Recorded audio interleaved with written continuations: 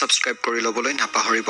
শ্ৰী শ্ৰী লক্ষ্মী পূজা, এইবাৰৰ শ্ৰী শ্ৰী লক্ষ্মী পূজাৰ লগতে এইবাৰ পৰিছে চন্দ্ৰগ্ৰহণ। গতিকে আমাৰ মনত বহুতো ধৰণৰ প্ৰশ্নৰ উদয় হৈছে যে যিহেতু এইবাৰৰ চন্দ্ৰগ্ৰহণ আৰু লক্ষ্মী পূজা একেদিনাই পৰিছে, আমি চন্দ্ৰগ্ৰহণ ক্ষেত্ৰত বা চন্দ্ৰগ্ৰহণৰ ফালৰ পৰা আমি শুভ কাম কৰিমনে, অৰ্থাৎ লক্ষ্মী পূজা আমি উদযাপন কৰিব পাৰিমনে?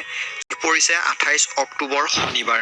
এতিয়া তাৰিখটো আমি গম পালোঁ, লগতে তিথি কেতিয়া আৰম্ভ হ'ব।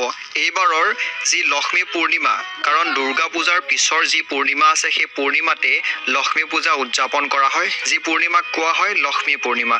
আৰু এইবাৰৰ লক্ষ্মী পূৰ্ণিমাৰ তিথি আৰম্ভ হ'ব 27 অক্টোবৰ শুক্ৰবাৰে ৰাতি 3:43।